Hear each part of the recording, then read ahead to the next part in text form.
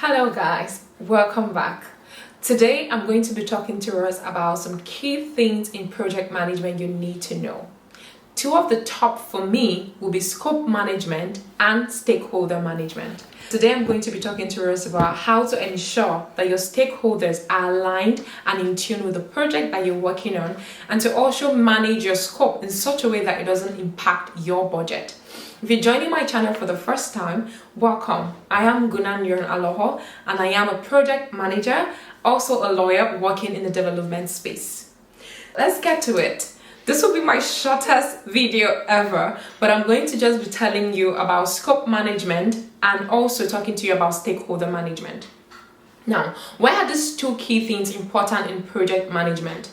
Scope first is very important because from your project initiation point, you're already working and setting how your goal and your objectives should be for your project. Just like how you have a company or an organization and you already have set what your goal is, what your mission is, what your vision is for your organization. You don't always want to change what the mission or vision of your organization is according to the projects that you have. Instead, you have a goal, you have a mission, you have a vision as to where you're leading your project to, what you intend to do, what you want to accomplish 10, 15 years time. You have a mission as to what you're trying to curb, as to how you're trying to make the environment better and stuff like that. Now, what is your scope? You're able to set a scope for the different projects that you have based on the project that you have and based on that budget. But you always want to ensure that your scope is in line and in tune with what your project mission, your overall organization mission and vision is. Now, let me give an example that we would very much understand.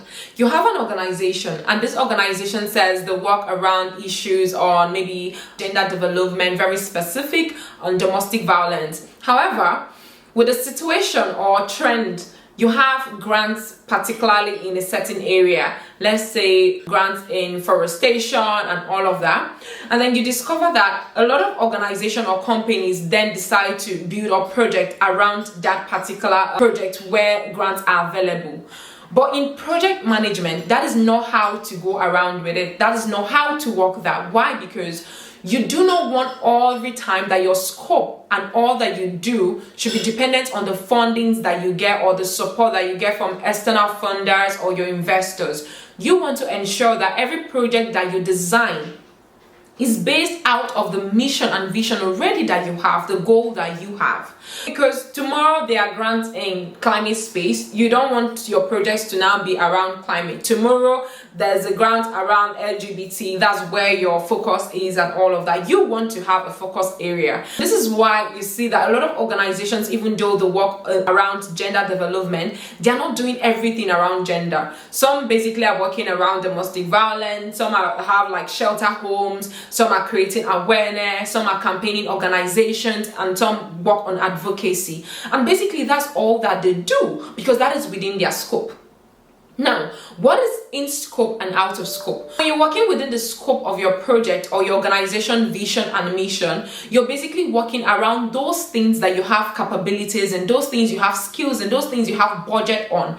And then you decide that this particular thing is out of scope. So because I'm working around domestic violence, I do not want to work around this particular issue. I don't want to do things that are really related to climate change. I don't want to do things that are related to jobs, for example. You have a focus. You don't want to do things around youth empowerment. But if you're working around youth empowerment, you don't want to also do things around different thematic areas. You just have a focus. And if you have a particular project where you say you want to do climate education, for example, again, you want to ensure that you're doing education. If you're focusing on primary schools, you're focusing on secondary schools, or you're trying to educate other CSOs or businesses, that is where your focus is. And in your scope management document, you've already outlined in there that these are things that you will not be found doing. These are things that are outside the scope of your project, either because you don't have the funding for it, it's not aligned with your mission and vision statement, or maybe you don't have certain other resources, maybe human resources as well, expertise in that particular area. But that's not a sad thing to have, right? It's very important. Why? Because it also helps you keep in tune with the budget that you have. By the time you start a project and you're always going out of scope of project, you see this particular thing you want to involve yourself in, you see this particular thing you want to involve in, and that was not the initial plan you had for your project. At the end of the day, you become stuck. You lack funds to run your project as effective as it should be because unplanned funds have gone into something else that you shouldn't have put in funding for. Let me give an example. When we started our non-profit organization, the Ioron Foundation, we're so passionate about changing the world, making change, changing lives and all of that. Even though we said, we're working to break gender barriers, especially in the development and educational sector, that is open even where it allows us to do a lot of different things. But the basic thing there was, if we're going to do every single thing in that area, we would suffer. But when we started with sponsoring girls to school, doing certain things. And maybe sometimes we'll go to camp or we'll see someone and now this is what we want to do. We now see that, someone doesn't have a place to stay, something connected to shelter homes. And we say, let's do something in a way that we're able to support this person to have a home to stay and all. But that's not what we set out to do. That wasn't in our budget. That's not even something we have expertise in. It's not something that we have an expert in-house or even externally to help us with and say, can we do this? Should we do this? All of those kind of things. We don't have database for any of those kind of things, right? But we wanted to do all of that, so we weren't focused as much. You see, in project management as well, it's a learning curve. You make mistakes, you learn from that, which brings me to the favorite thing I always say: learn fast, fail fast, learn fast. I read that from a book, and every single time you're learning all of these things, you're now replicating all of these things back into the projects that you have, right?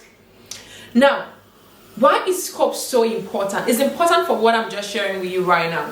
By the time we were focused on doing so many things, we saw that we didn't have funding for a lot of the things that we needed to do. Because we were supporting girls to school and we saw that there were issues around period poverty and we're like, we have to do period poverty, and then we put funding into period poverty. We saw that, the person's parents is this, that. We saw that, let's provide this person with maybe a small funded business that they can sustain themselves. And we did that. All of those things pushed us outside of the things that we really wanted to do for ourselves. And again, at that point, we're not really focused. So we're even losing grant applications and all of that because we needed money to do so many things that we wanted to do. By the time we saw that, there was grant available for building businesses, we would apply for that. We saw that, there was grant available for doing this particular thing. We did that. And by the time I noticed that scope was our issue because we're not focused on a particular thing, and then I was learning different things, which made me not to be like an expert in a particular thing. We had to sit down, go back to the drawing board, look at what our mission and vision was. And we said, these are the things we're going to be doing. These are the things we'll not be doing because these are not the things we want to do. These are not the things that we're involved in. So if we want to do climate, this is what we're going to be doing. If we want to do something around climate even, then it has to be really, really directly tied to gender, and especially gender in the space where we work. That has helped us a lot. And I'm hoping that every other person is going to start including this in their project as well. It's one of the most important things you need to include in every single project that you have because it impacts communication, it impacts your budget, it impacts your stakeholders, it impacts virtually every single thing around your project. Scoping and ensuring that your project has limitations as to what you would not cover and the things you would cover is very important.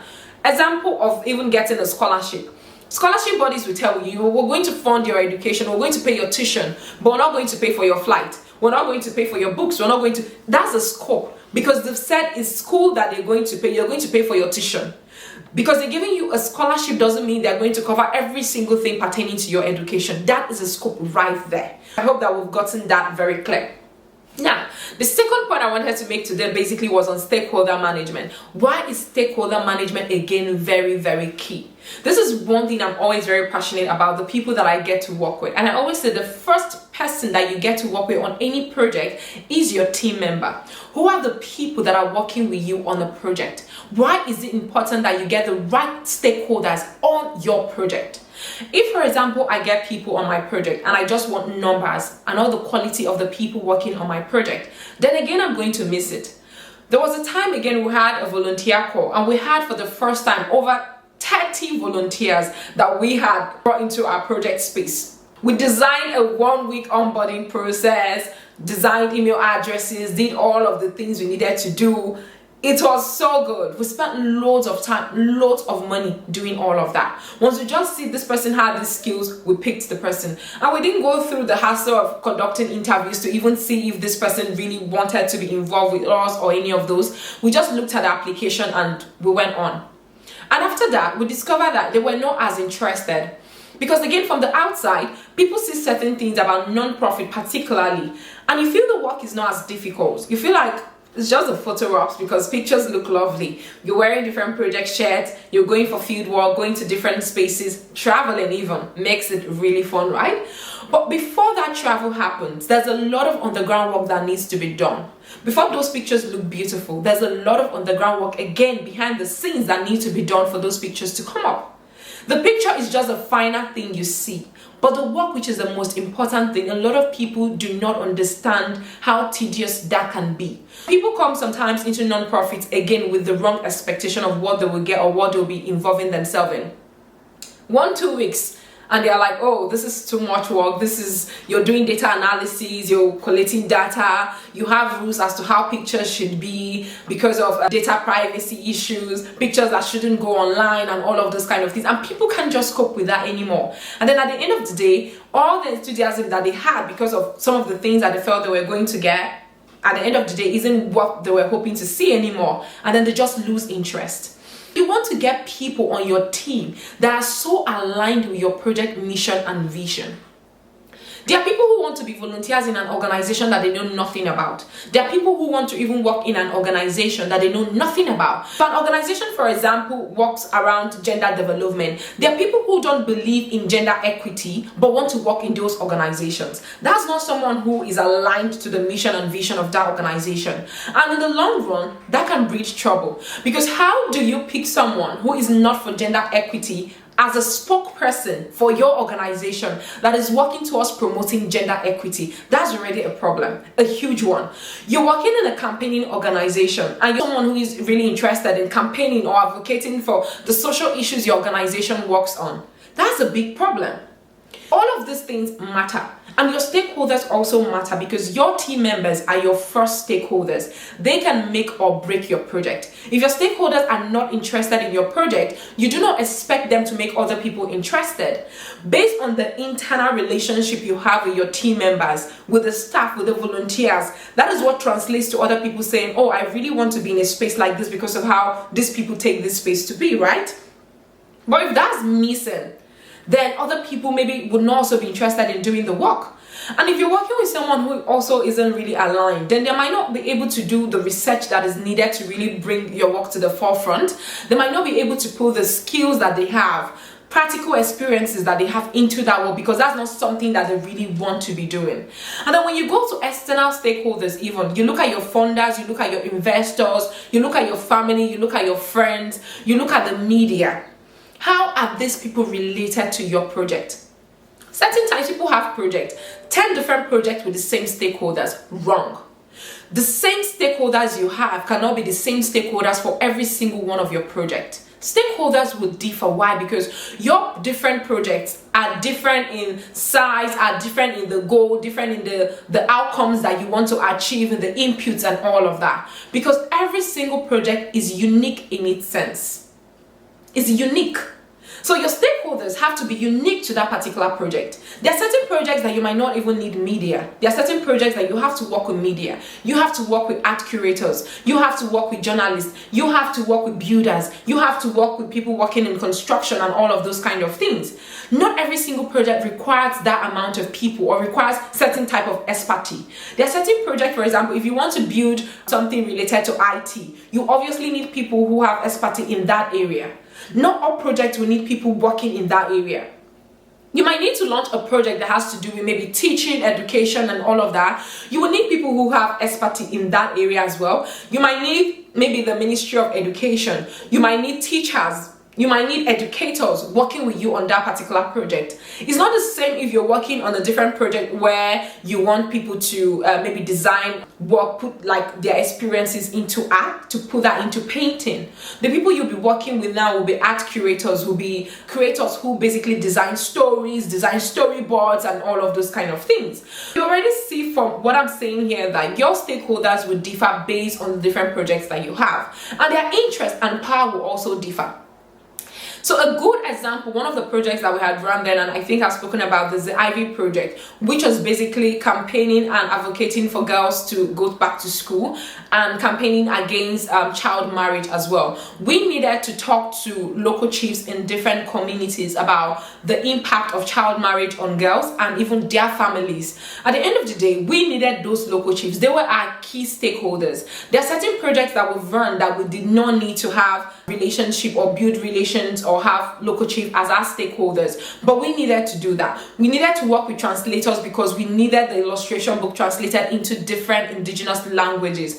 We needed an illustrator again because we needed to illustrate the storyboards that we had. We needed me, who was the person who designed the story as well, to tell the story of what we needed to portray to the people outside. And at the end of the day, we did a short film adaptation, and we needed a filmmaker to make that work. Not every single project you have will need a filmmaker. For this particular project, I needed that.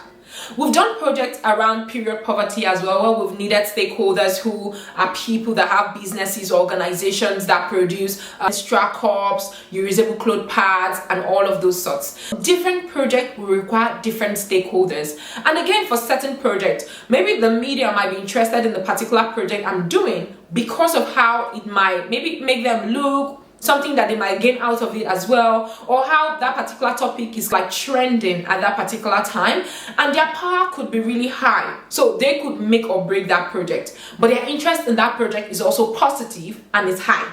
Another project I could be doing, the media would not care at all, and so their interest will be really low, but their power again can be really high because they again can make or break your project.